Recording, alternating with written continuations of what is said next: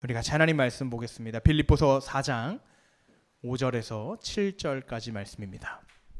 어느덧 우리 빌립보서 마지막 4장에 도착했습니다. 빌립보서 4장 5절에서 7절. 빌립보서 4장 5절에서 7절까지 말씀. 한 절씩 교독하시고 마지막 7절 말씀은 다 같이 읽겠습니다.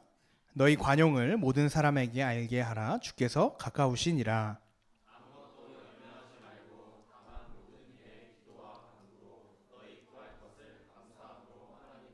같이요. 시작. 그리하면 모든 지각에 뛰어난 하나님의 평강이 그리스도 예수 안에서 너희 마음과 생각을 지키시리라. 아멘. 자, 오늘 읽은 말씀을 통해서 염려대왕이라는 제목으로 같이 말씀 살펴보겠습니다. 우리가 어느덧 4장에 이르렀습니다. 우리 지금까지 1장, 2장, 3장의 내용들을 쭉 살펴봤는데요. 지금까지 배운 1장, 2장, 3장의 바울의 편지의 내용들을 한마디로 요약해보면 이렇습니다. 우리는 십자가의 원수가 아니라 십자가의 은혜로 살아가는 자들이다. 그렇게 하늘 시민이 되었다. 그러니 기뻐하라는 것이, 주 안에서 기뻐하라는 것이 바울의 이야기였습니다. 그리고 4장에 이르러서 오늘 어떤 이야기들을 하냐면 이제 본격적인 권면을 합니다. 그래서 우리가 어떻게 살아야 하는가에 대한 이야기를 하는데요. 천국 백성, 하늘의 시민권자가 되었고 하나님의 자녀가 된 우리들, 주 안에서 어떻게 살아야 하는지 구체적인 권면과 적용을 줍니다. 그건 바로 뭐냐면 오늘 말씀의 제목에서 힌트를 얻을 수 있듯이 염려하지 않는 것입니다. 한 할아버지가 계셨습니다. 이 할아버지는요, 건강에 매우 관심이 많으신 분이었어요. 그래서 이 할아버지의 하루 일과는 아침에 일어나면 아침 TV 프로그램을 통해서 그날에 의사 선생님들이 나와서 어떤 병에 대해 가르쳐주고 또 이렇게 좋은 식습관과 규칙들을 알려주는 것, 그것을 보는 것으로 하루를 시작해서 하루 종일 자신의 몸을 체크하고 건강에 관한 이 지식들을 접하면서 몸을 케어하기 시작하셨습니다. 스스로 혈압을 재셨고요. 혈당 체크를 스스로 매일매일 하셔서 조금이라도 뭔가 몸에 문제가 있으면 즉시 병원에 가고 자기를 진단하는, 아주 자신의 몸에 민감하고 건강에 집착하는 한 할아버지가 계셨습니다. 그 할아버지가요, 어느 날 아침에 무엇이든 물어보세요와 같은 이런 프로그램을 시청하고 계셨습니다. 그런데 그날따라 유독 그 의사 선생님이 하시는 증상이 자기의 증상 같은 거예요. 혹시 여러분 중에 머리가 좀 지끈지끈 아프신 분들이 계십니까? 라는 말을 듣자 괜히 뭔가 머리가 아픈 것 같고, 그리고 이런 병에는 또 반드시 수반되는 증상이 있는데 아마 소화가 잘 안 되시고 좀 위가 더부룩하실 거예요 하는데 뭔가 그런 느낌이 있는 것 같고, 이런 분들은 또 손발이 떨릴 수도 있고 쉽게 차가워질 수도 있고 이런 증상이 있을 겁니다 라고 하니까 나는 틀림없이 저 병에 걸렸다 라고 생각하고 며느리를 불렀습니다. 애야, 일로 빨리 와봐라. 깜짝 놀라서 며느리가 소파에 같이 앉았습니다. 아버님, 왜 그러세요? 아무래도 나는 저 의사가 말한 저 병에 걸린 게 틀림없다. 저 사람이 말하는 증상이 바로 나다. 이 며느리가 깜짝 놀라서 걱정이 돼서 아버님, 어떤 병인데요? 하고 그 프로를 끝까지 시청했습니다. 자, 그리고 이제 프로그램이 끝날 때쯤 MC가 이렇게 마무리 멘트를 하는 거예요. 네, 지금까지 서울대학교 병원에 계시는 어떤 교수님께서 좋은 강의를 해주셨고요. 자, 지금까지 자궁암에 대한 특강이었습니다. 여러분, 이 우스갯소리로 우리가 나누는 이 이야기, 예화를 통해서 알 수 있는 것이 뭐냐면 우리 모두는 이렇게 이 할아버지처럼 염려 중독에 빠져 산다는 거예요.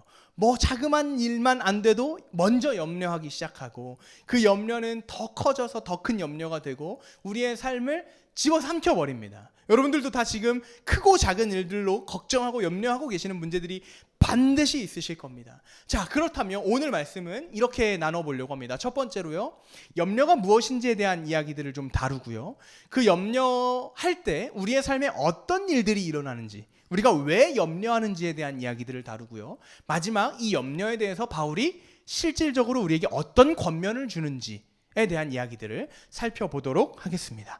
자, 염려가 뭘까요? 염려.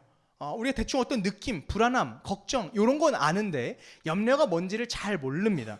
검색해 보니까요, 사전은 이렇게 정의합니다. 염려는요, 앞에 일어날 일, 앞 일에 대해서 여러 가지로 마음을 써서 걱정한다. 그러니까 일어나지도 않을 앞에 미래의 먼 일들을 여러 가지로, 그러니까 온갖 경제적인 측면에서도 생각해보고 관계적인 측면, 건강의 측면 다 이렇게 여러 가지로 마음을 쓰는 걸 염려한다, 이렇게 생각하는 거죠.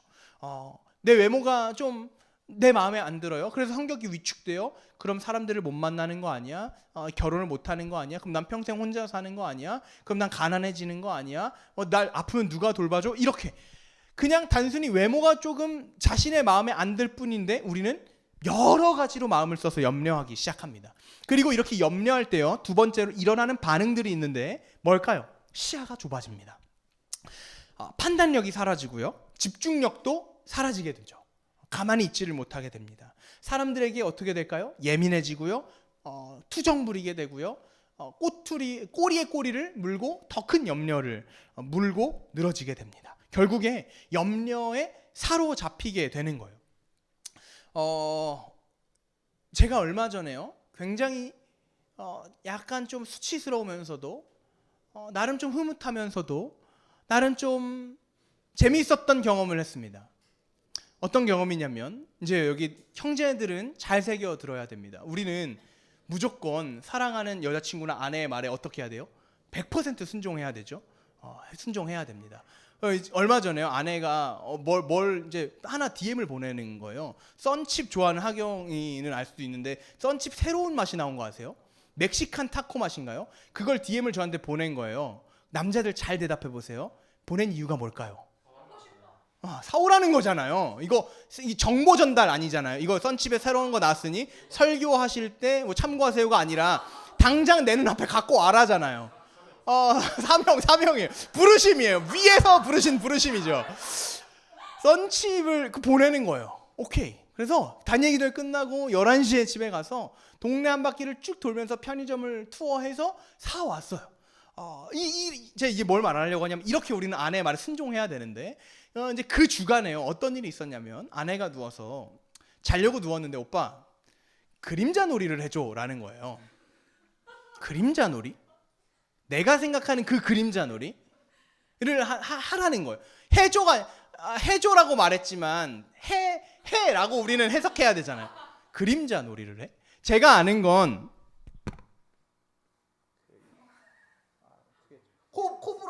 코브라와 이 비둘기와 뭐 이런 강아지 같은 이런 거 있잖아요. 늑대, 이거 전부인데 이걸로 그림자를 만들어 줘가 아니라 그림자 놀이를 해달래요. 그래서 프레쉬를 켜고 천장에 그림자를 만들어서 구연 동화를 했습니다.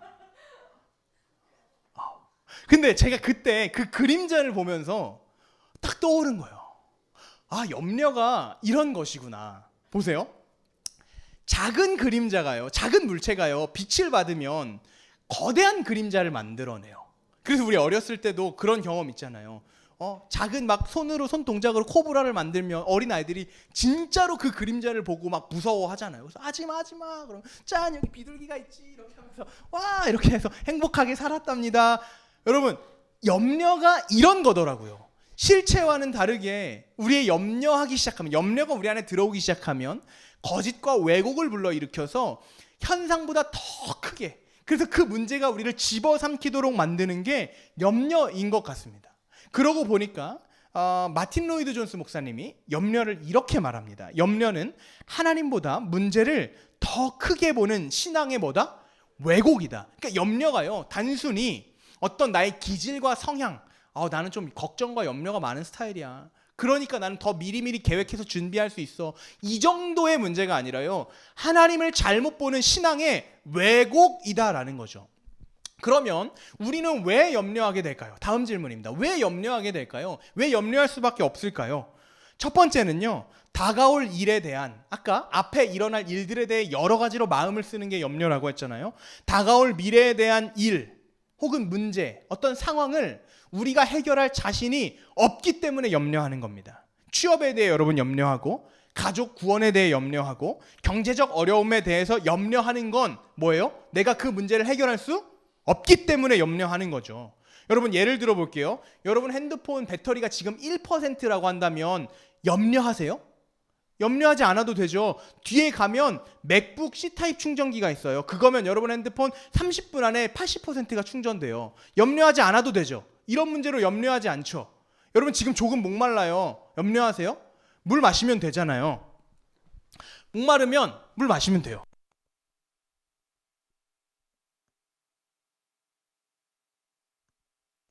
우린 이 정도 일로 염려하지 않아요. 근데 커다란 일들로 염려하죠. 취업이나 가족 구원이나 경제적인 문제나 어떤 내가 해결할 수 없는 관계 문제, 믿음에 대해서, 교회 공동체에 대해서 염려합니다. 여러분, 그러면 이런 반증이죠.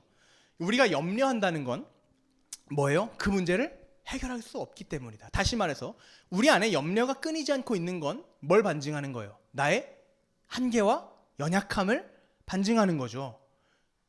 그럼 여기서 힌트를 얻어야 돼요. 바울이 우리에게 염려하는 우리에게 뭐라고 말할까?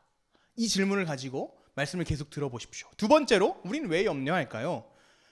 오늘 바울이 말하는 염려하지 마라 라고 할 때 이 염려가요, 헬라어 메림나오라는 동사예요. 메림나오. 그런데 이게 무슨 뜻이냐면요, 생각에 잠기다라는 뜻이에요. 아까 이거 보세요. 커다란 것에 잠기는 것, 생각에 잠기는 것. 여러분 대학교 졸업반이 됐어요. 우리도 여기 뭐 세 분이나 계시죠? 재은 리더도 있고, 영웅이도 있고, 서희도 있고, 또 있나요? 졸업반? 없죠. 네, 벌써 졸업반이 3명이나 있습니다. 그런데 저 친구들이 하나둘 면접을 보기 시작한단 말이에요. 친구들이 막 이제 취업을 하기 시작한단 말이에요. 근데 나는 여전히 스펙을 준비하고 취업 준비를 하고 있고 서류를 넣는 데마다 광탈을 해요. 그럼 어떻게 돼요? 그 문제가 나한테 점점 크게 다가오고요. 그 생각에 사로잡혀서 그 뒤에 계신 하나님을 보지 못하게 되는 거죠.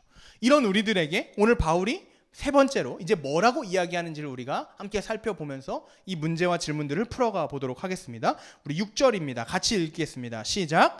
아무것도 염려하지 말고 다만 모든 일에 기도와 간구로 너희 구할 것을 감사함으로 하나님께 아뢰라. 아멘. 뭐라고 말합니까? 염려를 멈추라. 염려하지 마라 말합니다.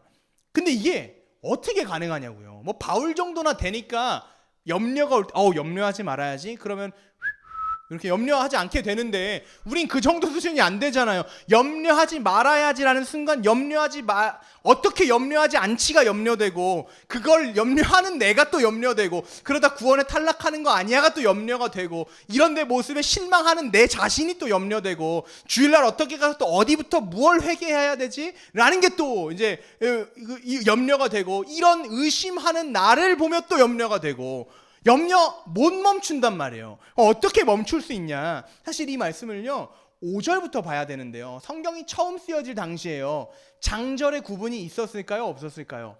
없었어요. 그냥 쭉 써내려가고 후대의 학자들이 우리의 편의를 위해서 장과절을 구분해 놓은 거잖아요. 그러면 이건 장절로 읽을 게 아니라 문맥의 흐름을 따라 읽어야 되는 거죠. 5절 봅시다. 뭐라고 이야기해요? 너희 관용을 모든 사람에게 알게 하라 이야기합니다. 관용이 뭐예요? 여러분들은 알 거라고 믿어요. 오늘 학생부에서는 관용이라는 뜻을 아는 사람이 한 명도 없었어요. 관용차? 뭐 이딴 말이나 하고 있더라고요. 관용이 뭐예요? 사람들에게 너그럽게 대하는 것이 관용이잖아요. 자, 그럼 보세요. 아까 우리 안에 염려가 있으면 사람들에게 어떻게 대한다고 했어요? 관용 베풀어요? 못 베풀어요? 못 베풀죠. 예민해요. 까칠합니다. 지금 내 밥그릇 챙기기도 바빠 죽겠는데 누구에게 관용을 베풀고 너그럽게 대해요? 바울이 그 얘기를 지금 하고 있는 거예요. 너희가 염려하면 관용을 못 베푼다. 그러니까 염려하지 말고 관용을 모든 사람에게 베풀어라. 근데 그거 어떻게 하냐? 빨간 글씨 5절 읽어주세요. 시작. 주께서 가까우시니라. 누가 가깝대요? 주께서 가까이 계신대요. 사실 저 단어는요, 저와 여러분 정도의 거리가 아니라 그냥 내 안에 있다는 뜻이에요. 주님이 내 안에 계신다. 내 숨결보다 더 가까이 계신다. 그러므로 6절에는요, 그러므로라는 접속사가 생략되어 있어요. 그러므로 주께서 가까우시니 염려하지 말라는 거예요. 의역해 볼까요? 주님이 가까이 계시니, 주님이 내 안에 계시니 염려를 가지고 누구에게 가라? 주님께 가라는 거예요. 이해가 되세요? 그러면 염려가 해결되고 사람들에게 너그러워질 수 있고, 결국 빌립보서를 쓴 전체 이유가 뭐예요? 지금 우리가 오늘 보진 않았지만 4장 1절, 2절, 3절에 유오디게아와 순두계 여성 두 지도자가 싸우고 있잖아요. 싸우고 있어요. 그런데 이 둘이요, 교회를 망치려고 싸운 게 아니에요.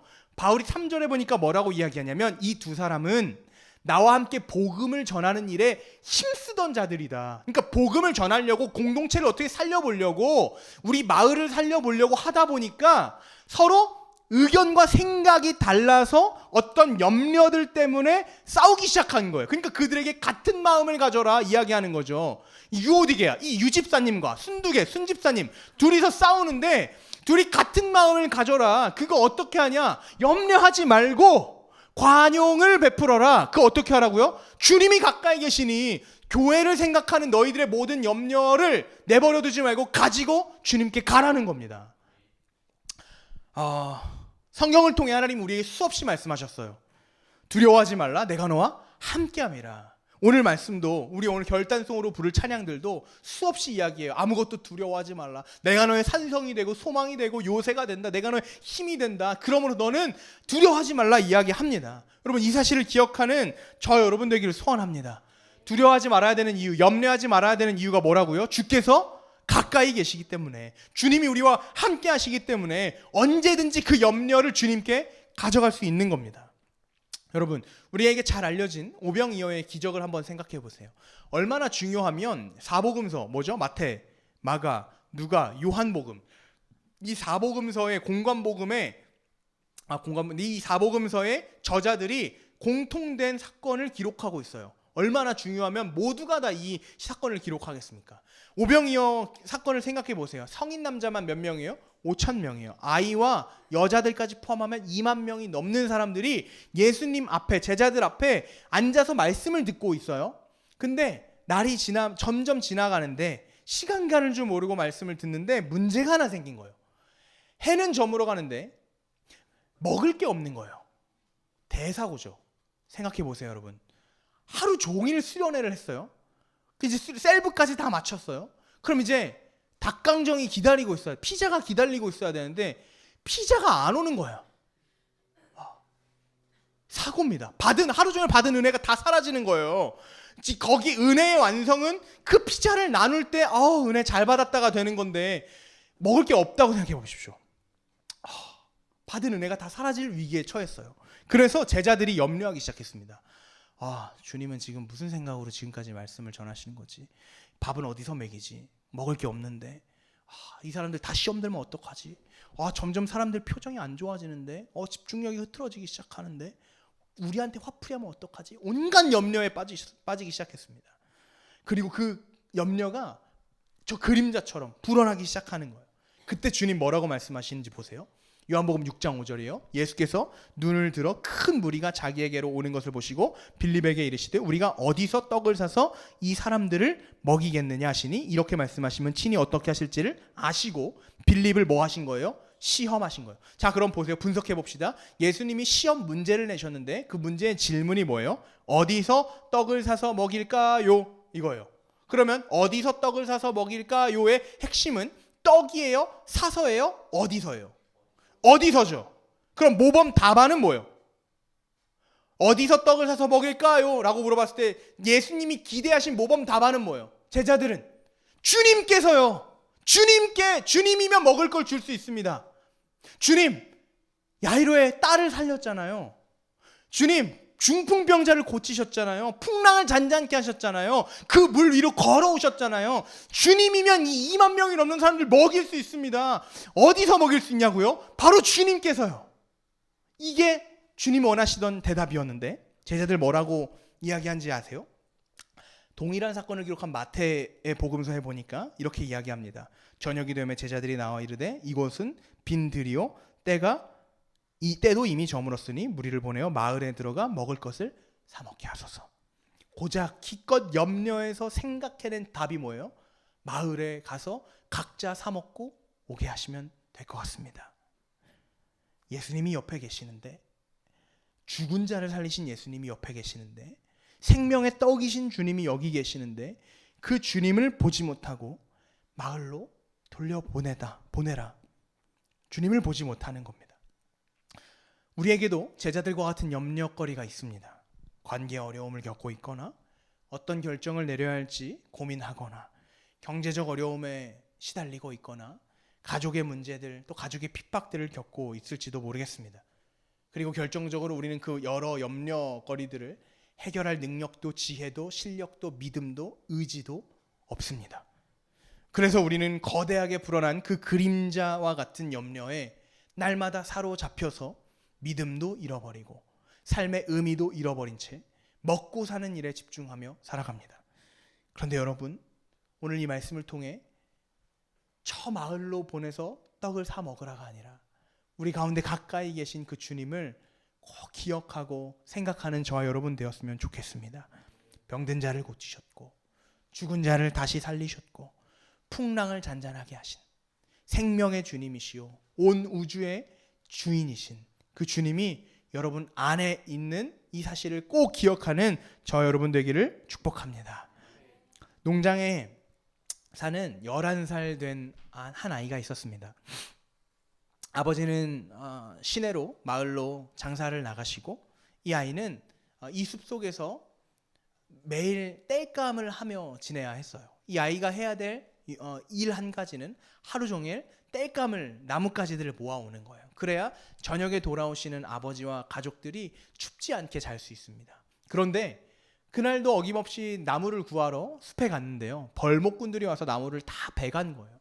나무가 없어요. 저녁이 되면 우리 가족들 춥지 않게 자야 되는데 어떡하지 한참을 고민하다 보니까 다 베어지고 남은 이 나무 이 그루터기가 보이는 거예요. 그래서 이 소년이 이 아이가 생각을 했습니다. 저 그루터기를 뽑아서 잘게 쪼개서 장작으로 패우면 되겠다. 그리고 삽을 챙겨와서 반나절 동안은 열심히 땅을 팠고요. 나머지 반나절 동안은 뿌리를 열심히 흔들었습니다.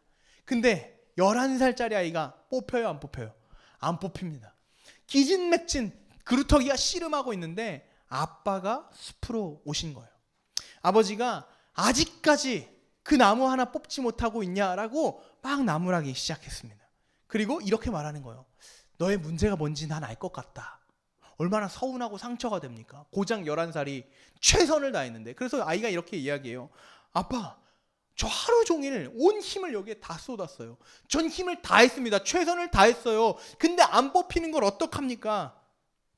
그러자 아빠가 이렇게 말합니다. 아니, 너는 힘을 다 쓰고 있지 않아. 너는 최선을 다하고 있지 않아.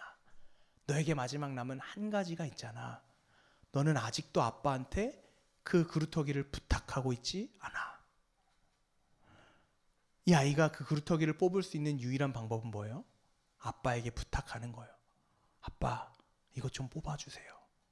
난 도저히 뽑지 못하겠어요. 아빠, 뽑아주세요. 이 이야기를 들은 미국의 복음주의 작가인 맥스 루케이도는요, 이렇게 말합니다. 염려를 다루는 일은 그루터기를 뽑는 일과 같다. 우리가 가진 염려를 우리는 뿌리채 뽑을 수 없습니다. 아무리 염려를 멈추려고 해도, 아무리 예수님을 생각하려고 해도 나 혼자서는 불가능합니다. 그래서 주님은 이 염려를 혼자서 해결하라 하지 않으시고 뭐라고 말씀하셨는지 아세요? 이사야서 41 오늘 본문 6절을 보세요. 우리 6절 다시 한 번 더 읽겠습니다. 아무것도 시작. 아무것도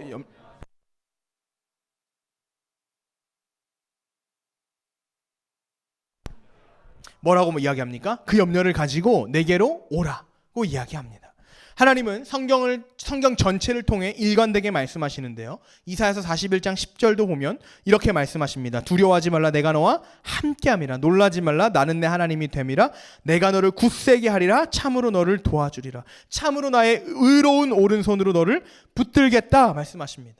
마태복음 6장 31절 32절도 예수님께서 이렇게 말씀하세요. 그러므로 염려하여 이르기를 무엇을 먹을까, 무엇을 마실까, 무엇을 입을까 염려하지 말라. 이는 다 이방인들이 구하는 것이니 너희 하늘아버지께서 이 모든 것이 너희에게 있어야 될 줄을 이미 다 알고 계신다. 그러니 염려하지 마라 말씀하십니다. 마지막 이 사실을 깨달은 바울은 베드로전서 5장 7절에서 이렇게 이야기합니다. 너희 염려를 다 주께 맡기라. 이는 그가 너희를 돌보심이라.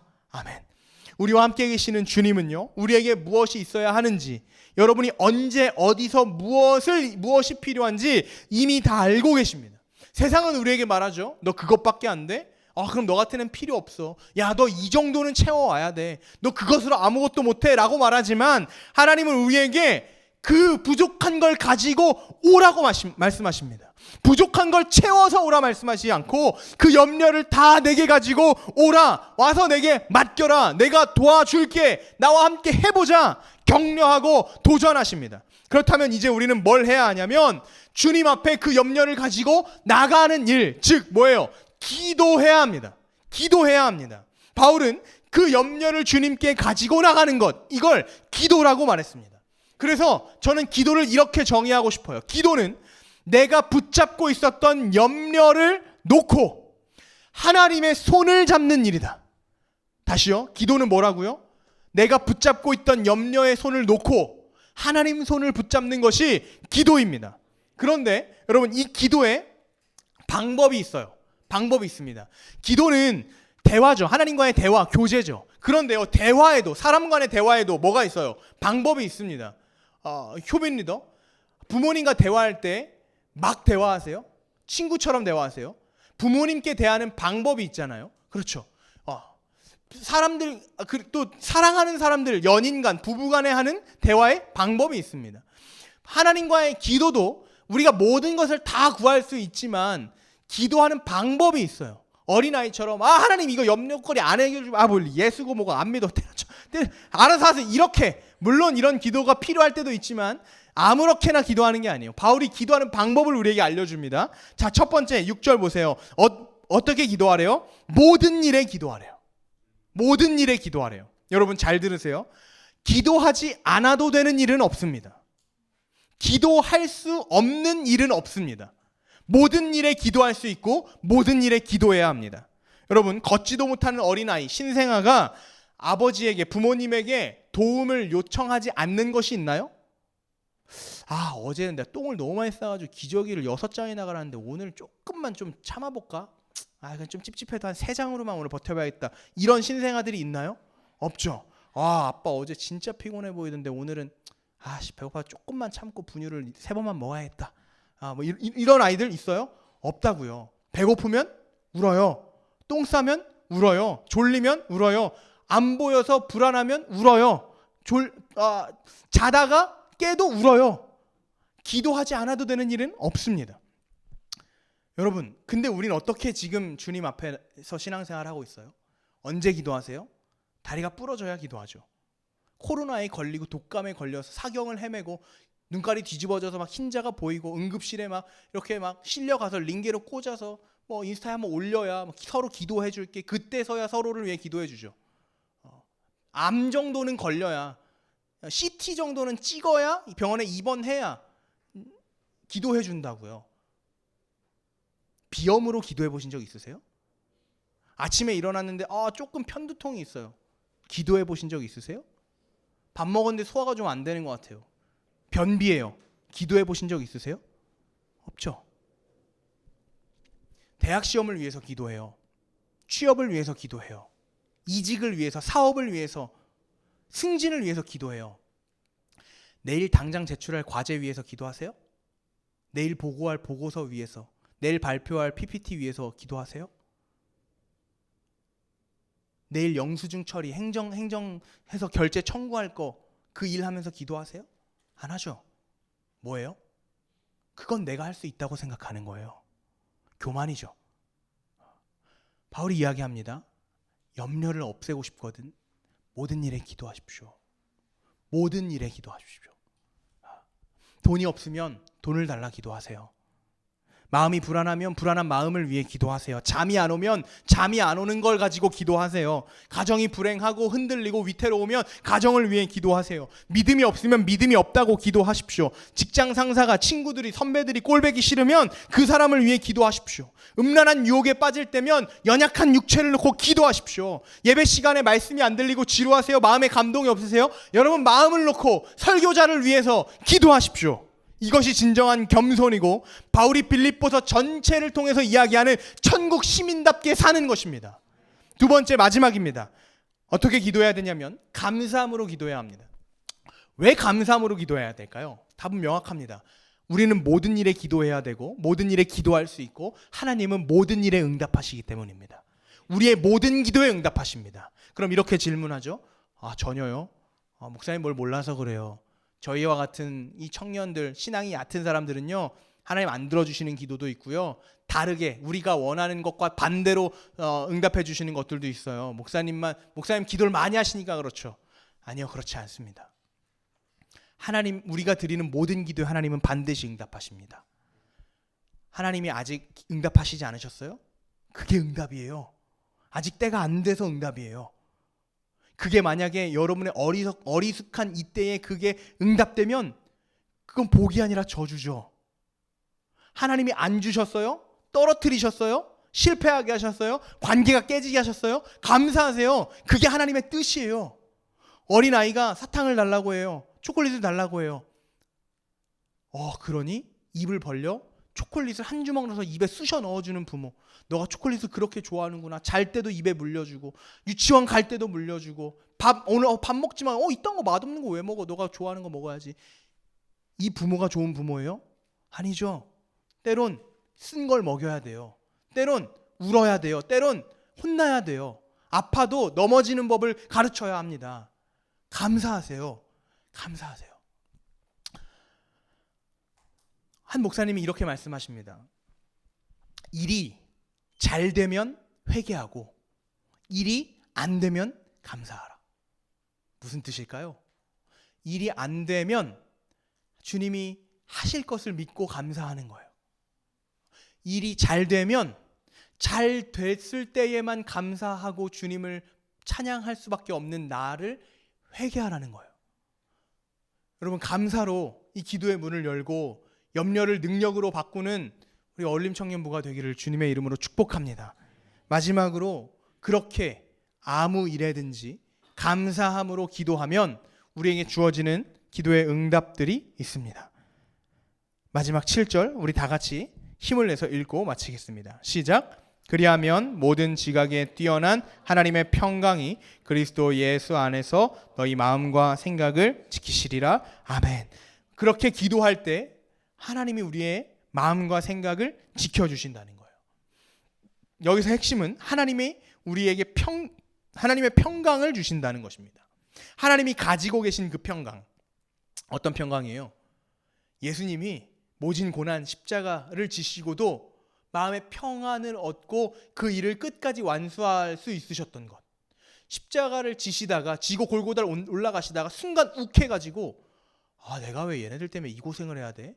하면서 갑자기 예수님이 프리스트로 변해서 이 십자가를 검으로 바꿔가지고 백성들을 물리치고 이렇게 막 로마 군인들하고 집어 던지시고 하늘로 승천하시지 않으신, 끝까지 사명을 완수할 수 있으셨던 그 마음의 평강, 그 평강으로 우리를 지키신다는 거죠. 그 평강이 우리 안에 들어올 때 우리의 마음과 생각을 지켜주신대요. 근데 이 지킨다라는 단어가 어떤 뜻이냐면 군사 용어예요. 쉽게 말하면 무장한 군사가 성을 지키잖아요. 그때 바로 쓰이는 단어가 지키다예요. 그러니까 하나님의 평강이 염려할 수밖에 없는 우리들의 연약한 인생 가운데 오셔서 우리의 마음과 생각과 감정과 입술과 귀를 지켜주신다는 거예요. 그래서 염려하지 않도록, 염려에서 쓰러지지 않도록, 세상에 빼앗기지 않도록 평강으로 우리를 지켜주신다는 겁니다. 여러분, 우리의 모습은 어떻습니까? 여러분 마음에 하나님의 평강이 있으세요? 하나님 말씀이 여러분 마음 가운데 작동해서 여러분의 마음과 생각과 뜻을 바르게 지키고 있나요? 사랑하라, 이웃을 사랑하라는 말씀은 들었는데요, 여전히 세상을 더 사랑하고 있고요. 하나님을 사랑하라는 말씀을 들었는데요, 여전히 돈을 더 사랑하고 있습니다. 부모님께 순종하라는 말을 들었는데요, 여전히 부모를 미워하고 원망합니다. 술 취하지 말라는 말씀을 들었는데요, 그 말씀이 우리의 생각과 마음을 지키는 게 아니라 여전히 우리를 방탕하게 만듭니다. 십자가의 원수로 살지 말라는 말씀을 들었는데 여전히 십자가의 은혜보다는 십자가의 원수로 사는 게 더 매력 있어 보입니다. 그래서 우리는 스스로가 만든 폭풍 가운데 염려할 수밖에 없도록 우리를 밀어넣고 있는 거예요. 근데 하나님께서는 우리에게 그 문제들보다 더 중요한 것이 있는데 우리의 마음과 생각을 지키시는 거예요. 제가 이 본문을 묵상하다가 7절에 와서 막혔어요. 우리의 염려를 주님께 가지고 나갔으면 그 염려를 해결해 주셔야지. 그 쓸데없는 평강을 주셔서 뭐합니까? 어차피 문제가 해결되지 않으면 우리 마음은 또 요동치는데, 주님, 돈을 구하면 돈을 주셔야죠. 문제 해결을 구하면 문제를 해결해 주셔야 그게 응답이죠. 하나님, 문제의 응답은 어떡하고 내 마음과 생각만 지켜주시면 뭐합니까? 여전히 우리의 삶은 개판이고 구질구질한데, 이 질문이 딱 떠오르는 거예요. 여러분도 그렇지 않으세요? 여러분도 이 말씀을 들을 때 머리로는 이해되는데 우리 마음속에 동의되지 않는 이 찝찝함이 있잖아요. 그런데 그때 하나님 주시는 제게 주시는 마음이 있었습니다. 하나님께는 제가 염려하는 그 문제가 1도 중요하지 않은 거예요. 왜요? 날 사랑하지 않아서가 아니라 주님에게 그 문제는 1도 아니기 때문에, 주님이 관심 있는 건 그 염려하는 문제가 아니라 대학, 취업, 돈 그런 게 아니라 뭐예요? 내 마음과 생각을 얻길 원하시는 거예요. 자녀들이 부모에게 가서 엄마 나 저거 좀 필요해, 저거 사줘, 나 저기 가고 싶어. 근데 그때 엄마 아빠가 원하는 건 뭐예요? 아이의 마음을 얻는 거예요. 네가 그걸 갖고 싶니? 그럼 너가 그렇게 행동해서는 안 돼. 너가 그걸 하고 싶니? 그럼 너는 이렇게 해야 돼. 날 닮은 자녀가 돼야 돼. 부모에게 순종하는 법을 배워야 돼. 넌 지금 그런 자세로 안 돼. 부모에겐 그렇게 말하는 게 아니야. 너가 갖고 싶을 땐 이렇게 하는 게 아니야. 제가 오늘 유치부 애들을 뒤지게 혼냈어요. 사무실에 가서 제 간식을 세비고 있는 거예요. 근데 그때 그 아이들의 당황하는 그 모습이 제 모습 같아서 너무 화가 나는 거예요. 제가 막 나쁜 짓을 하면서 훔치고 다녔을 때 그걸 CCTV로 경찰서에 가서 제 자신을 지켜보는 게 얼마나 수치스러운지 여러분 모르시잖아요. 너무 수치스러워요. 근데 그 모습, 아이들이 깜짝 놀라서 물건을 뒤에 숨기고 저 아무것도 안 했는데 하는 그 표정이 그들에게 너무 수치와 저주가 될 것 같아서 화가 나는 거예요. 그래서 혼냈어요. 가지고 있는 걸 다 뺏었어요. 여러분, 제가 그들을 미워해서예요? 제가 그 간식 오트밀, 알죠? 조그만 오트밀, 제가 너무 좋아하는, 한 번 까면 20개 이상 먹어야 되는 그걸 제가 너무 사랑하는데 7살짜리 애들에게 아까워서 화낸 거예요? 아니요, 걔네 사랑해서요. 너네가 그걸 갖기 위해선 그런 방식으로 가지면 안 돼.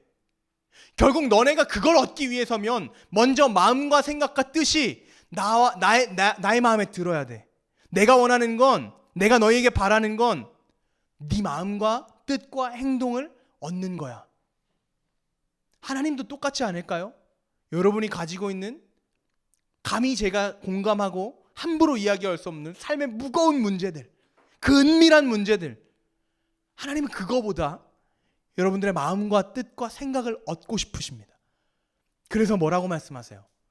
염려를 멈추고 내게 와야 돼. 내가 여기서 기다리고 있어.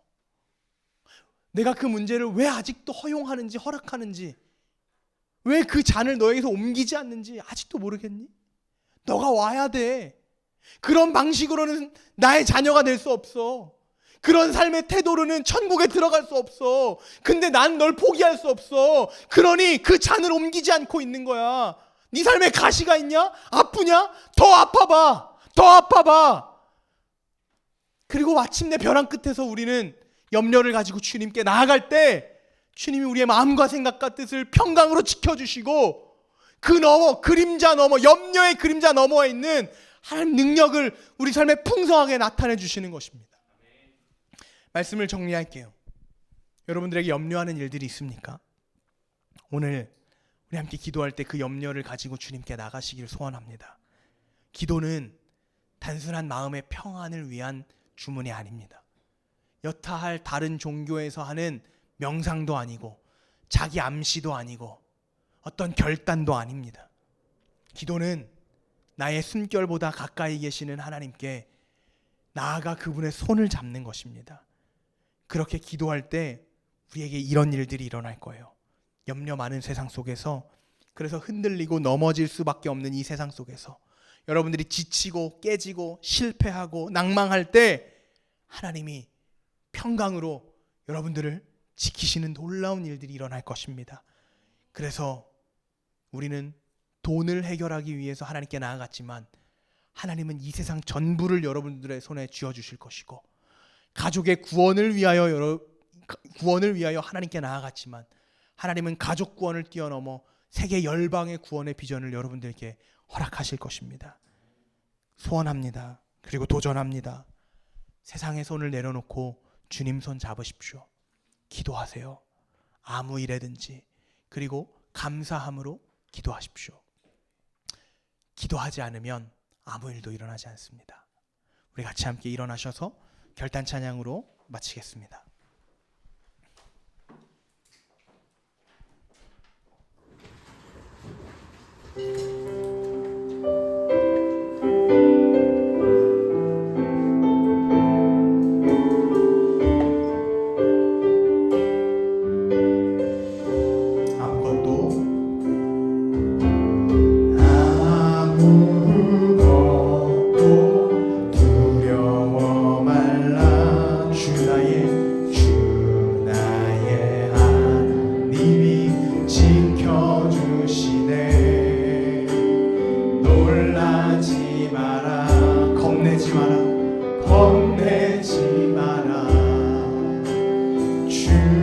나를 지켜주시네. 네, 한 번 더 할까요? 아무것도 두려워 말라. 아무것도 두려워 말라. 주 나의 하나님이 지켜주시네. 놀라지 마라. 놀라지 겁내지도 마라. 겁내지 마라. 주님 나를 지켜주시네. 내 맘이 힘에 겨워, 내 맘이 힘에 겨워 지칠지라도 주님 어떻게 하신다고요? 주님 나를 지켜주시네. 세상의 험한 풍파, 세상의 험한 풍파 몰아칠 때도 주님 나를 지켜주시네.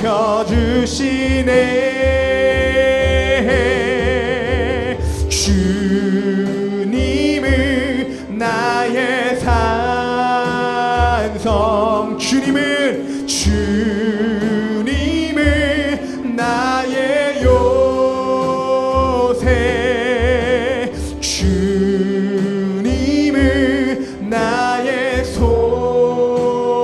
나의 힘이 되신, 나의 힘이 되신 여. 우리 함께 두 손을 가슴에 얹고 고백합시다. 내 맘이 힘에 겨워, 내 맘이 힘에 겨워 지칠지라도 주님 나를 지켜주시네.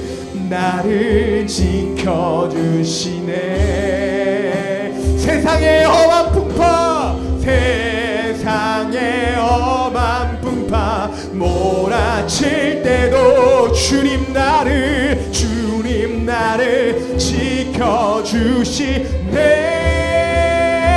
지켜주시네.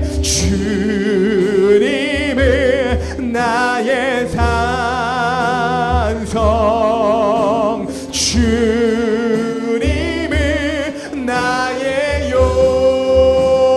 요새, 주님은 나의 소망, 나의 힘이 되신, 예 힘이 되신 여호와.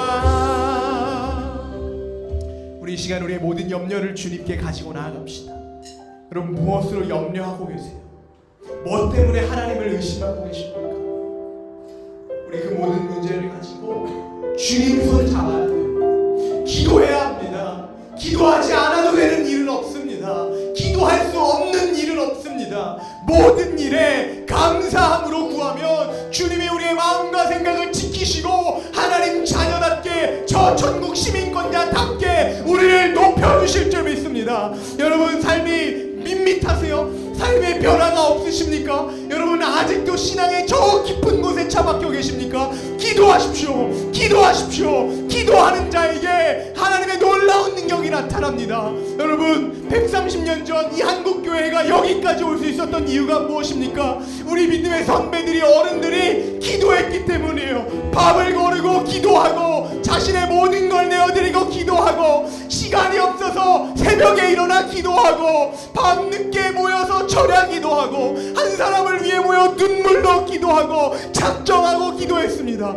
여러분 그 결과가 무엇입니까? 대한민국이 이렇게 부흥하고 발전하고 하고 그래서 선진국의 반열에 들고 온 땅에 선교사를 파송하는 민족이 되지 않았습니까? 여러분, 그 부흥의 때가 우리에게서 다시 한번 일어나야 되지 않겠습니까? 여러분들의 가족이 형편이 어렵다고요? 우리 집안에서 무슨 부흥이 일어나냐고요? 나같이 작고 초라한 사람에게서 무슨 소망이 있냐고요? 아닙니다. 우리의 삶은 작을지라도 기도의 대상이 되시는 하나님 아버지는 크신 줄 믿습니다. 우리 그 주님께 모든 염려를 가지고 나아가 기도합시다. 우리 주님 찾고 기도합니다. 주여.